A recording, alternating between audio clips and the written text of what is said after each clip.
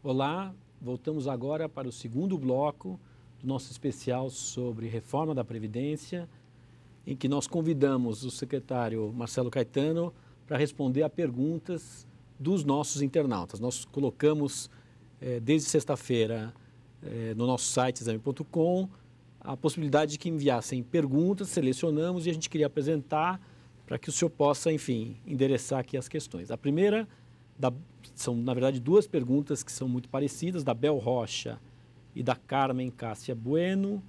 Por que a reforma não começa pelos políticos e pelo judiciário, que têm os salários mais altos do setor público? Excelente pergunta. Um dos grandes nortes dessa reforma é justamente acabar com privilégios, que é o quê? Diferenciações. Então, por exemplo, políticos, né? Uma das perguntas que foram feitas. Não mais terão regras diferenciadas. Agora, claro, a gente tem que olhar para transições, né? Então, por exemplo, político, um novo político que ingressar a partir de agora, ele vai estar no INSS tal como um trabalhador do setor privado. Judiciário, também não interessa se o sujeito é do judiciário, é do executivo, é do legislativo ou mesmo do setor privado. Quer dizer, em termos de longo prazo, claro que tem regras de transição aí no meio do caminho, mas em termos de longo prazo, essas diferenciações somem. E isso está justamente de acordo com um dos grandes princípios da reforma, um dos grandes nortes da reforma, que é justamente o fim dos privilégios, o fim de tratamentos diferenciados. O senhor disse dos princípios. Quais são, digamos, a essência, qual é a essência da reforma proposta? Dois grandes princípios. Primeiro, tentar tornar a situação mais igualitária possível, né? Então, quer dizer, privilégios ou diferenciações, como estava falando, claro que ainda se mantém algumas. Então, por exemplo, homens e mulheres, ainda se mantém uma diferença de idade para as mulheres, urbanos e rurais, ainda se mantém uma diferença de urbanos e rurais. Mas essas questões que foram colocadas de grupos que estão no topo, políticos, juízes ou mesmo servidores públicos, essas diferenciações, elas terminam com a reforma. Claro que não é da noite para o dia. Quem já está aposentado, ou quem mesmo que não esteja aposentado, já completou todas as condições de acesso à aposentadoria, tem o direito adquirido. Não muda nada para essas pessoas. A aposentadoria delas está preservada. Agora, dali para frente, a gente tem uma situação que a situação se harmoniza. Então, um primeiro grande norte é a redução das diferenças e quem tem um tratamento, de repente, muito favorecido, um eventual privilégio, isso vai acabando, claro que ao longo do tempo. O outro grande norte da reforma é o quê? Para que a gente está reformando? Justamente para manter as aposentadorias e as pensões. Então, o grande intuito da reforma é justamente a manutenção do regime previdenciário. Agora, para manter o regime previdenciário, a gente tem que fazer alterações. Uma das alterações, que não é a única, a gente observa no Brasil pessoas que se aposentam com idades ainda na faixa dos 50 anos. É normal isso no Brasil e ninguém está cometendo nenhuma ilegalidade quando está fazendo isso. Está seguindo a regra. Está seguindo a regra. O problema não é da pessoa, a pessoa está agindo corretamente, mas aí tem uma regra que não está de acordo, né? Não tem como imaginar hoje que as pessoas continuam se aposentando ainda com uma capacidade produtiva muito alta, 50 anos, porque o intuito da aposentadoria é o quê? Olha, eu perdi capacidade de trabalho, porque eu fiquei idoso, aí eu obtenho esse seguro, né? Então, quer dizer, agora, para poder manter isso daí, a gente tem que ter regras que sejam compatíveis. Então, a idade mínima, por exemplo, é uma regra. Então, são esses dois grandes nortes. É um grande norte de acabar com grandes diferenças e principalmente com eventuais privilégios que surjam e manter o regime de aposentadorias, manter as aposentadorias e as pensões. Tem uma outra pergunta do Gilberto Lima, que toca um pouco nesses temas que a gente está falando. Por que não é possível acabar com as aposentadorias especiais e unificar todas pelo teto de R$ 5.500 e poucos reais, o limite do INSS? Está sendo feito isso também da reforma. Um dos grandes focos de um eventual privilégio que pode vir a aparecer, né, de um tratamento diferenciado, por exemplo, você pode ter um servidor público que venha se aposentar com salário de 20 mil. Não tem nenhuma ilegalidade em relação a isso, tá certo? Está tudo correto dentro da lei, dentro da Constituição. Quando a gente pega alguns estados e a própria União, ela já estabeleceu esse limite do teto do INSS, que hoje é um pouco mais de R$ 5.500. Quem quiser ganhar mais do que isso de aposentadoria não tem problema nenhum, mas vai ter que formar uma poupança própria juntamente com a contribuição do patrão, que no caso é o Estado, a União ou o próprio município. Mas nem todos os estados fizeram e nenhum município ainda fez. Então, a gente tem que ter um caminho de norte para acabar com essas diferenciações, com eventuais privilégios que possam surgir. E um dos caminhos é o que? Olha, o limite da aposentadoria dos R$ 5.530, né, é igual para todo mundo. Claro que com transições, com uma regra que demora ainda a aparecer, mas dando um norte de equidade, de tratamento igual para todos.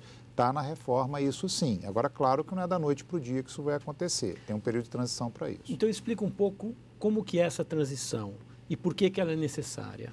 A transição é necessária. Primeiro, quando a gente faz uma reforma da Previdência, a gente divide em 3 grandes grupos. Tá? Tem um primeiro grande grupo, que é um grande grupo do direito adquirido. Qual é a noção de direito adquirido que existe no Brasil? Direito adquirido no Brasil é aquela pessoa que tem o direito adquirido, é aquela que ou já está aposentada, já recebe o benefício, ou mesmo aquela que não está aposentada já completou todas as condições de acesso ao benefício. Por exemplo, um homem hoje tem 35 anos de tempo de contribuição, já tem os 35 anos de tempo de contribuição, já completou as condições de acesso ao benefício, então mesmo que venha a reforma a ser aprovada, ele mantém as regras, ele vai poder escolher a regra que for mais benéfica para ele, se for a regra que vai ser aprovada, se for a regra atual. Então isso é uma situação de direito adquirido.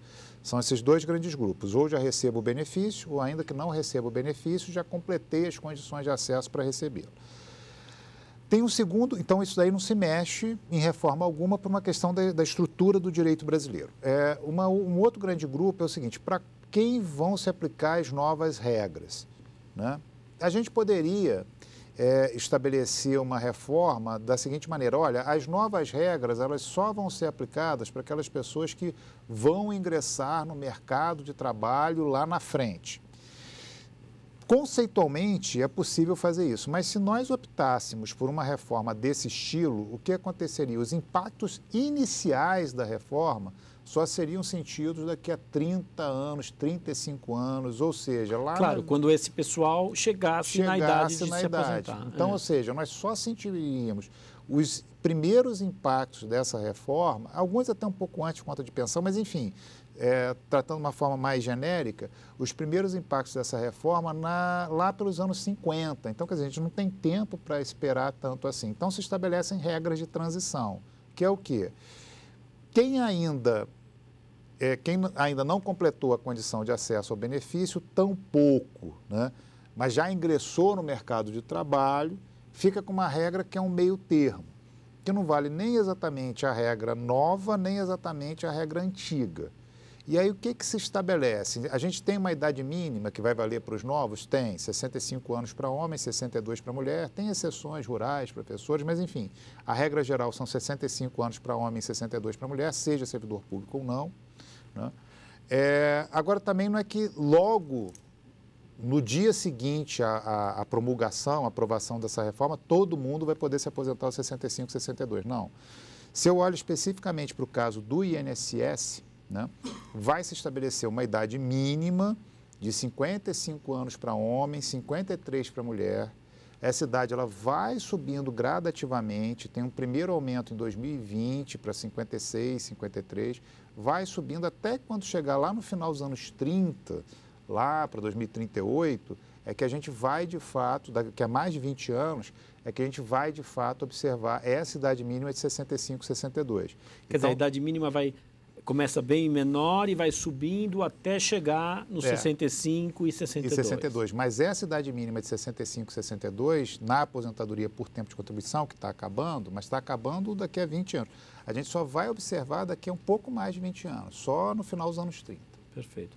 Bom, o Fernando Blaskowski faz a seguinte pergunta. Considerando a arrecadação e benefícios pagos a trabalhadores privados e funcionários públicos, qual dos 2 setores, público ou privado, é o maior responsável pelo déficit da Previdência? Tá. Quando a gente considera somente a União e o dado que ocorreu no ano passado, é o déficit do regime geral de Previdência, que é do INSS. Aí quando a gente fala esse déficit do INSS, a gente está comparando o que o INSS arrecadou e descontando, que é o desconto que tem na folha para contribuição do INSS, o patrão também paga um tanto, E também, do outro lado, quanto que ele gastou com aposentadorias e pensões. Isso no ano passado fechou na faixa de 150 bilhões de reais.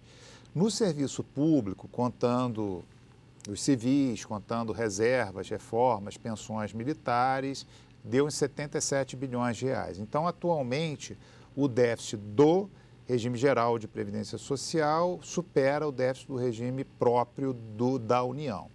Em alguns anos se inverte isso, em alguns anos o déficit do regime próprio pode ser até ainda maior. Agora, um ponto a se colocar é que no regime geral de previdência social, apesar de a gente ter um déficit maior, a quantidade de beneficiários, de aposentados, pensionistas no regime geral de previdência social é muito maior do que a quantidade que tem de aposentados e pensionistas no regime próprio.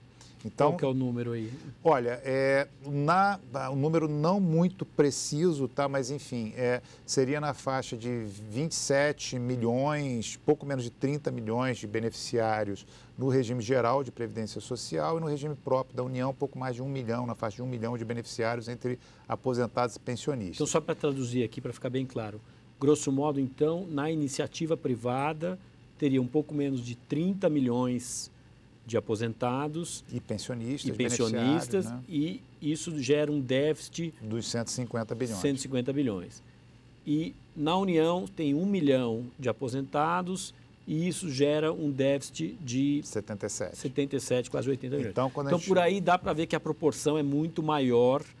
O peso, acho que respondendo objetivamente aqui ao Fernando, o peso da previdência do setor público, embora menor em termos absolutos, ela é muito maior em termos proporcionais, é isso? Exatamente. Tá legal. Exatamente. O Jefferson Costa fez uma outra pergunta que eu acho que é bem prática e resvala um pouco no que a gente está dizendo, que é a seguinte, talvez seja o caso dele. Quem tem 57 anos de idade e 35 de contribuição no INSS vai ter que trabalhar até os 65 para se aposentar? Não. Não, né? De modo algum. Esse é um caso típico de direito adquirido. Quer dizer, ele já tem tudo que ele precisa. Jefferson, né, o nome dele. Ainda que o Jefferson não esteja aposentado, e mesmo que ele não venha se aposentar, só venha se aposentar depois da promulgação da reforma, como ele já tem os 35 anos de contribuição agora, ele já completou as condições de acesso ao benefício. Aí é o tal direito adquirido, isso é um direito e com adquirido. ele não se pode mexer, e, portanto, o Jefferson, ou enfim, ou uma pessoa na mesma situação, não muda nada na vida dele. Exatamente. Então, digamos, mesmo que ele venha se aposentar daqui a 5, 10 anos, ele vai poder escolher qual a regra que é mais benéfica para ele. Se a regra que estava valendo na data quando ele completou a condição de acesso ao benefício. A regra anterior, né? A regra, quer dizer, que é atual, mas que vai virar a regra anterior, ou a regra que vai passar a valer lá na frente. Isso é um caso típico de direito adquirido, e como é direito adquirido, a pessoa pode optar entre a regra que valia antes, quando ela completou a condição de acesso, mas não existe mais,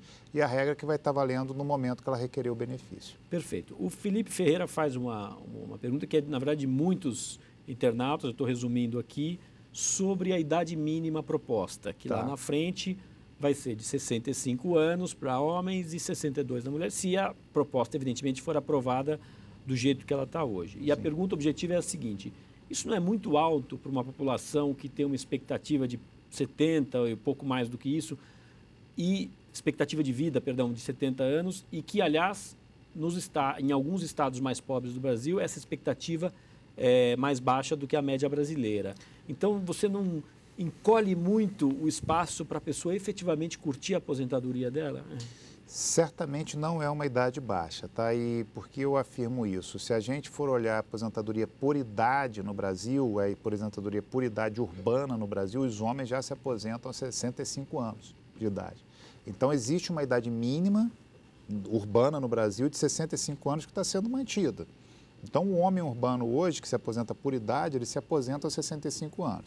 A mulher, que é aos 60, está subindo gradativamente para 62 anos de idade.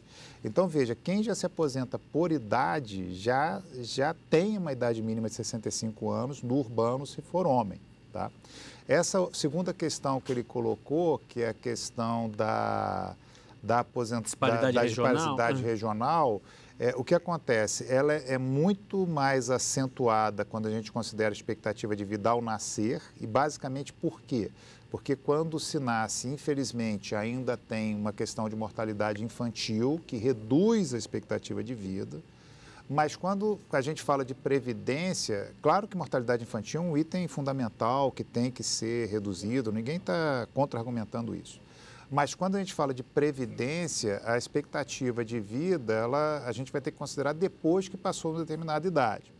Quando a gente considera em idades mais elevadas, principalmente aí já passando a questão da mortalidade infantil e causas violentas em jovens, o que acontece? Ainda existe uma diferença regional, mas essa diferença ela começa a ficar bem menor, né? Então, quer dizer, essa questão da diferença de expectativa de vida ela é muito mais influenciada nas idades mais baixas, principalmente ao nascer, do que nas idades mais altas. Falando sobre a idade mínima, como que são as referências internacionais? Quer dizer, o Brasil está entrando, é mais ou menos o padrão das reformas que são propostas lá fora, a gente está sendo mais duro do que muitos dos países europeus, a gente ainda vai ter uma idade mínima menor, qual que é a comparação que se pode fazer? O importante se colocar é o seguinte, a gente está propondo uma idade mínima de 65 anos, 65 anos para homem, 62 para mulher. Então, quer dizer, tem um diferencial de idade entre homem e mulher, mas, enfim, diminui em relação ao que tem, mas não é uma equalização, então isso vai até um pouco diferente de outras reformas que propõem uma equalização, já está no sentido de reduzir as diferenças. E um ponto a se colocar é que essa idade mínima de 65 anos, primeiro, já existe hoje para homens urbanos, para os homens rurais é 60, está sendo mantido, tá? Mas, enfim, mesmo para os trabalhadores que não se aposentam por idade, se aposentam por tempo de contribuição, a idade mínima que vai ser estabelecida logo após a promulgação da reforma são 55 anos para homem e 53 anos para mulher. Então, ainda está uma idade bem abaixo, quando a gente olha na aposentadoria por tempo de contribuição, de qualquer referência internacional. Estabelecer a idade de 50 e poucos anos, que é o que a gente está entrando como ponto de partida. A idade mínima de 65 anos para homem, 62 anos para mulher, de fato, ela só vai se observar no final dos anos 30. Então, tem um período de transição bastante elevado. Mas vou insistir na pergunta, mas lá na frente, quando a gente tiver isso, como a gente vai estar se comparando com outros países? Aí já segue uma regra bem mais próxima do padrão internacional, que se estabelece uma idade mínima, né? Esse padrão de 65 anos é uma referência internacional. Agora, muito provavelmente, daqui a 20 anos, a idade mínima... Claro que a gente não tem exatamente como saber como é que vai ser o mundo daqui a 20 anos. Essa idade mínima de 65 anos, talvez, né, alguns países já venham a revisá-la para colocar um pouco acima disso. Mas aí vai ter que esperar o tempo e a história caminharem para a gente ver como é que vai evoluir isso ao longo do tempo. Os países que jogam essa idade lá, mais para frente estão em que faixa, mais ou menos? Olha, hoje em dia, quando você encontra alguns países que jogam uma idade, não fica muito acima dos 65. Você pode observar, de repente, 66, 67 anos, mas 65 anos é, sim, uma referência internacional. Tá certo. O Felipe Ferreira fez uma outra pergunta interessante que a gente destacou aqui. Contribuir durante 40 anos para ter direito a 100% de aposentadoria não é muito longo, mais que qualquer outro país? Não é muito tempo? Não, não é, tá? Não é muito comum você observar uma reposição integral. Né, o que é reposição integral? Reposição integral é o seguinte, você acabar recebendo como aposentadoria o seu salário final, nem é isso que está aqui, ou a média toda dos salários, né? Então, que é o que a gente faz, vamos repor a média dos salários. Então, é mais comum você observar reposições na faixa de 70%, um pouco acima, um pouco abaixo disso. Mesmo nos países europeus? Mesmo nos países europeus, entendeu? Então, quer dizer, varia... o senhor está dizendo que o aposentado recebe 30% a menos do que, digamos... Varia bastante de situação para situação, às vezes ainda tem essas mudanças, essas diferenças que existem em servidor público e não servidor. Agora, um ponto também muito relevante para se tocar quando se faz a discussão disso. A grande maioria dos aposentados no Brasil recebe o salário mínimo, né? E para quem ganha o salário mínimo, a reposição é de 100%. Certo? Então, quer dizer, essa reposição que fica 70% e vai subindo para até 100%, ela vale para quem está ganhando acima do salário mínimo. A reposição do salário mínimo que mais de 60% dos aposentados brasileiros recebem isso, então a grande maioria recebe isso, e também das pensões por morte, não só das aposentadorias, mas das pensões por morte, o piso da reposição está mantido no salário mínimo. Então, para a grande maioria dos aposentados e grande parte da população brasileira que recebe o salário mínimo, a reposição integral está garantida, independentemente do tempo de contribuição, desde que cumprido o tempo mínimo de contribuição. Legal. O Fernando Araújo faz uma outra pergunta aqui, pouco feita, mas muito importante, eu acho. O que muda para os trabalhadores informais, pessoal sem carteira assinada, que compõem quase metade da força de trabalho brasileira, infelizmente. 45% da força de trabalho ainda é informal. Sim. A questão da informalidade, ela de fato existe. E aí, quais são as tentativas, né, ou quais são as políticas, melhor dizendo, não tentativas, mas quais são as políticas de inserção desse grupo informal na cobertura previdenciária? Você dá um tratamento tributário diferente para esse grupo. E existem aqui duas grandes políticas, né, que já existem há algum tempo, né? Primeiro, microempreendedor individual, isso daí no urbano, né, também, e outro, o contribuinte facultativo de baixa renda. Então, essas pessoas, elas podem contribuir com base em 5% do salário mínimo e obter o benefício da aposentadoria lá na frente. Agora, quando a gente olha para o regime previdenciário, a gente não pode se limitar à aposentadoria. Por quê? Porque a cobertura do seguro previdenciário é muito maior que a aposentadoria. A pessoa falece, gera pensão para a esposa, gera pensão para filho, fica doente, recebe auxílio-doença, tem filho, uma mulher tem filho, tem salário maternidade, se invalida, tem uma aposentadoria por invalidez, certo? Então, se a gente fizer uma conta bem simples, considerando o que a gente está propondo, que é uma idade, um tempo de contribuição mínimo de 25 anos de contribuição, que também vai subindo gradativamente, só no final dos anos 30, que os 25 anos de contribuição vão de fato se observar, mas considerando 25 anos de contribuição, se a pessoa paga 5% do salário mínimo por mês, ao longo da vida, ela vai pagar na faixa de 15, 16 salários mínimos. E mesmo que ela não passe por alguma doença para ter auxílio-doença, a mulher não engravide, não receba salário maternidade, quer dizer, mesmo que não passe tudo isso, só no primeiro ano da aposentadoria já recebe 13 pagamentos, que são os 12 mais o 13º, né? Então, quer dizer, veja, a relação é extremamente vantajosa, né? Porque você paga ao longo da sua vida 15, 16 e só no primeiro ano, sem contar esses outros eventos, já recebe 13. Então, quer dizer, é realmente muito vantajoso a contribuição para esse grupo. Legal. O Alfredo Burzinski pergunta o seguinte: é justo quem renunciou à adolescência para começar a trabalhar cedo e agora tem 50 anos de idade e, digamos, 34 de contribuição, ter de trabalhar mais 15 anos e renunciar à parte da velhice? Quer dizer, ele já entregou a adolescência, vai ter que entregar um pouco da velhice também? No caso dele em particular, como ele já tem os 34, tudo bem, ainda não completou os 35, então não tem direito adquirido, tem uma idade de 50, ele vai cair em alguma regra de transição, tá certo? Então ele não vai precisar esperar chegar aos 65 para se aposentar. Muito provavelmente, no caso dele, aí tem que ver, não dá para responder aqui porque tem que ver os detalhes, tá? Mas, enfim, no caso dele, muito provavelmente ele vai se aposentar aos 55 anos de idade, não aos 65, porque existem transições, né, entre a regra atual e a regra nova.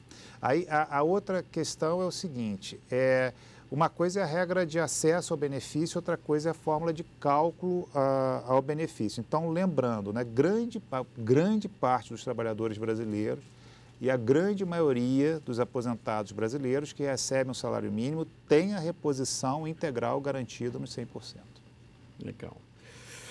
Bom, o Mauro Tadeu faz uma pergunta que está na ordem do dia. A gente falou um pouco no primeiro bloco, mas eu vou repetir. Qual o plano B do governo caso a reforma da Previdência não seja aprovada? Eu, particularmente, não trabalho com plano B nenhum. Eu trabalho só com plano A. E o que é o plano A? O plano A é aprovar o substitutivo na forma como ele foi aprovado na comissão especial. Agora, sempre lembrando que a gente vive em um ambiente democrático e, por viver em um ambiente democrático, necessita passar pelo Congresso. Então, toda a discussão a respeito da velocidade da tramitação e do mérito da reforma, aquilo que prevalece, aquilo que deixa de prevalecer, é uma decisão soberana do Congresso. Mas na perspectiva minha, como secretário de Previdência, o plano que tem, que é o plano A, e é o único plano, é a aprovação da proposta tal como foi aprovada na comissão especial. Não só eu proponho isso, como também não recebi orientação alguma, de parte alguma, em relação à existência de um plano B. Tá, então vamos só lembrar o trâmite que segue agora. O trâmite que segue agora já se passou quer dizer, o Executivo propôs uma emenda constitucional, já se passou na Comissão de Constituição e Justiça, já se passou numa comissão especial com várias audiências públicas, vários debates que ocorreram ali no meio, com uma participação bem intensa da oposição, o que é ótimo, e também da situação, o que é ótimo, que demonstra o ambiente democrático que a gente vive. Agora, em termos de Câmara dos Deputados, vai para o plenário. Como é uma emenda constitucional, precisa passar em 2 turnos e ter 3/5 dos votos. Sendo aprovado, os famosos 308 votos. Os famosos 308 votos como piso para poder ser aprovado, porque como é uma emenda constitucional, exige um quórum mais qualificado. Passando daí, vai para o Senado, a tramitação do Senado é um pouco diferente, vai direto na Comissão de Constituição e Justiça, segue para o plenário, e no plenário se necessitam também de 3/5, só que aí do Senado. Já vou fazer a ressalva de que o Congresso é soberano, mas te pergunto, qual é a expectativa de prazo mesmo de aprovação? Primeiro, essa primeira votação, que a ansiedade maior está em torno dela, e depois, em tendo sucesso em tudo, quando que a reforma estaria aprovada, em definitivo?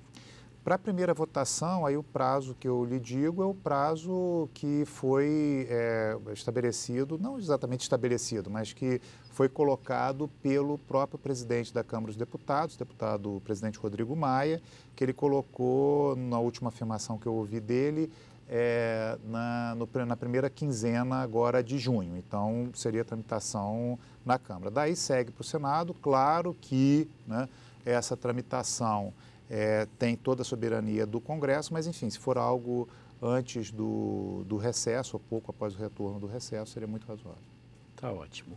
Bom, a gente termina aqui o nosso segundo bloco. Queria agradecer a gentileza do secretário, que é digamos, o pai da reforma, né? Quem está à frente dessa batalha e que gentilmente veio aqui e, aliás, se propôs a responder todas as perguntas dos nossos internautas. Então, fica o nosso obrigado. E a gente volta daqui a pouco para o terceiro bloco, em que a gente vai receber o ministro da Fazenda, Henrique Meirelles, para falar sobre a reforma da Previdência e também sobre os seus efeitos na economia. Não sai daí.